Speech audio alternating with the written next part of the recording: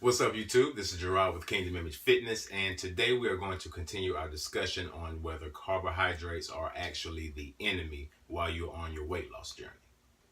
Now, in the first part of this series, we shed a little light on the myth that you need to drastically reduce your carbohydrate intake while you're on your weight loss journey.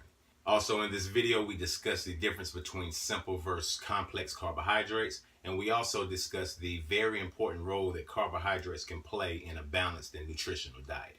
I will post a link to that video in the description box for anyone who is interested. Now, when making the decision on which carbohydrates you should include in your diet, one should take into consideration the glycemic index. The glycemic index, or the GI of a food, will let you know how quickly and how high your blood sugar will rise after eating the carbohydrate contained in this food. Carbs with a low GI of 55 or less are more slowly digested and metabolized by your body. This means that they can cause a lower and slower rise in blood glucose levels as well as your body's insulin levels. Now, diets including low GI foods have been shown to improve lipid and glucose levels in people with type 1 as well as type 2 diabetes. They also help with weight loss because they aid in delaying hunger as well as appetite control due to their slower digestion.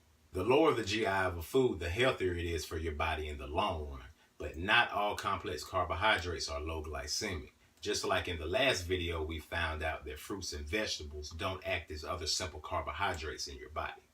Now, one major reason for the difference in the GIs of complex carbohydrates is mainly due to a process used when processing food called refinement. Now, when dealing with barley, rice, and oats, this process, or the lack thereof, is very important. A grain consists of three edible parts: the bran, the germ, and the endosperm. The bran is the hard outer shell of the grain, and it contains most of the fiber as well as most of the antioxidants, B vitamins, and minerals. The next layer is the germ, and it is also packed with a lot of nutrients, including vitamin E, essential fatty acids, as well as some protein. Now, the endosperm is the soft part in the center of the grain that contains the starch, but it only contains a small amount of vitamins and minerals. So when we choose to include whole grain foods in our diet, we are eating the entire edible part of the grain, and we're receiving all of the beneficial nutrients that they have to offer. Refined grains, however, contain the endosperm, or the starchy part, so we are missing out on a lot of the vitamins and minerals. Without the bran and the germ, 25% of the protein is lost, as well as 17 vital and essential nutrients to our diet are greatly reduced.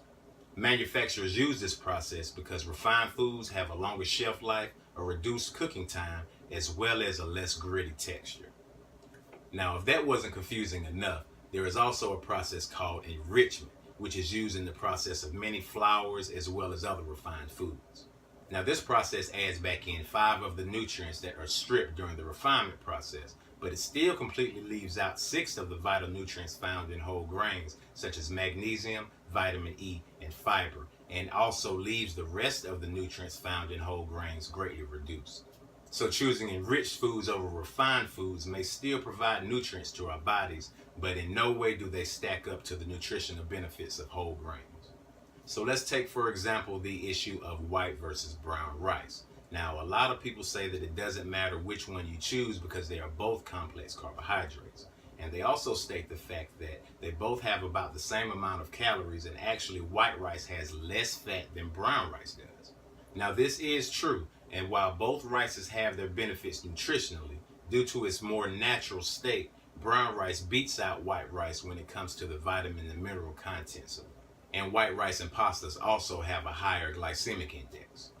A Harvard School of Public Health study showed that people who ate 5 or more servings of white rice per week had a 17% higher risk of diabetes. Now, on the other hand, those who ate 2 or more servings of brown rice per week had an 11% decreased risk of developing type 2 diabetes. Now, this study did not say that white rice is bad for your health, and I think there is nothing wrong with going back and forth between the two or including both of them in your diet.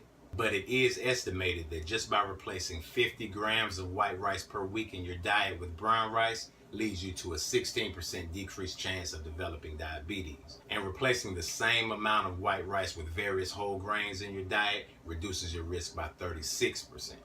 So we can clearly see that whole grains are the best choice for our complex carbohydrate sources. But the problem can be that it's sometimes difficult to figure out what is whole grain and what isn't. Now, wheat flour is a generic term used on food labels for any flour made from wheat. However, if the product doesn't say 100% whole grain or 100% whole wheat, then the product is made using refined products. So when choosing which products to buy, you should not only make sure that the word whole is before grain or wheat, but it should also be the very first ingredient listed on the product's food label. So the terms 7-grain, multi-grain, and even 100% wheat are made from mostly refined grains and not 100% whole grains. So that means that we buy these products as healthy substitutions for other things in our diet, when in actuality, they aren't as healthy as we think they are. Well, everyone, this is where we will conclude this part of the series. I hope that you all found this video very informative and it helped to shed a little bit of light on what you should look for when making the correct complex carbohydrate choices for your diet. Healthy carbs can play an important role in a healthy diet, but the key for all of us to remember is to try to make sure that the majority of the carbs that we are choosing to include in our diet come from simple carbohydrate choices that include fiber as well as other vital nutrients, as well as complex carbs which are made from unrefined whole grains. Well, everyone, this has been Gerard with Kingdom Image Fitness. Please don't forget to like the video as it really helps the channel out a lot, as well as to comment on the video and share it with others who may find it informative. And if you haven't subscribed to the channel already, please do so, because I feel that this channel has a lot of different videos that may be beneficial to you as well as your family. I hope that you all have a blessed day, and I look forward to seeing you on the next video.